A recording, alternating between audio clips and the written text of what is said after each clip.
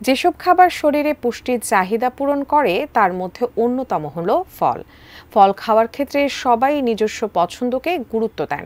কেউ এমনি ফল খান, আবার কেউ বা জুস, স্মুদি করে খান।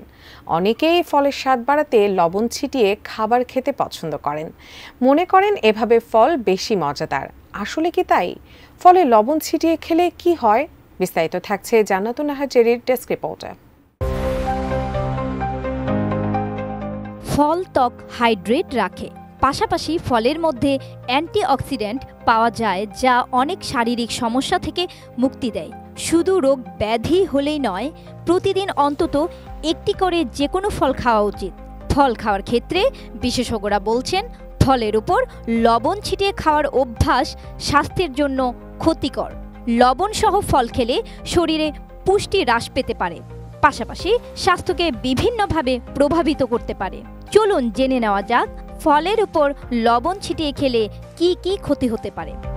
ডিজাইন, এলিগেন্স, বিউটি, সেরা পণ্য সবার জন্য জেভিকো।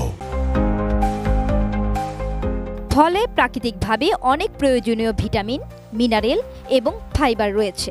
এগুলো শুধু শরীরে শক্তি যোগায় না, বরং এর সঙ্গে আমাদের হজম শক্তিকেও উন্নত করে। লবণ দিয়ে ফল খেলে ফলের মধ্যে উপস্থিত ভিটামিন সি এর পরিমাণ কমে যায়, ফলে সেই পুষ্টি উপাদানগুলো কম কার্যকর হয়। অতিরিক্ত লবণ খাওয়া শরীরে জলের ভারসাম্য বজায় রাখতে সমস্যা তৈরি করে। তাই বিশেষজ্ঞরা বলছেন, অতিরিক্ত লবণ খেলে কিডনির সমস্যা ও শরীর ফুলে যাওয়ার মতো সমস্যার সৃষ্টি হতে পারে। আমরা সকলেই জানি ফলের মধ্যে প্রাকৃতিক চিনি থাকে, যা খুব সহজেই হজম হয়, কিন্তু লবণ যোগ করলে তা হজমে প্রভাব পড়তে পারে। শুধু তাই নয়, গ্যাস, ফোলা বা অ্যাসিডিটির মতো সমস্যাও সৃষ্টি করতে পারে।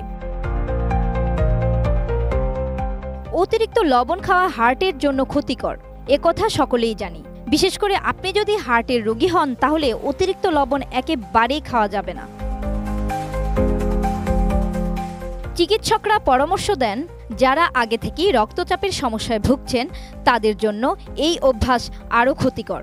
তবে চিকিৎসকদের মতে পরিমিত পরিমাণে লবণ খাওয়া একজন সুস্থ মানবদেহের পুষ্টির জন্য খুব দরকার।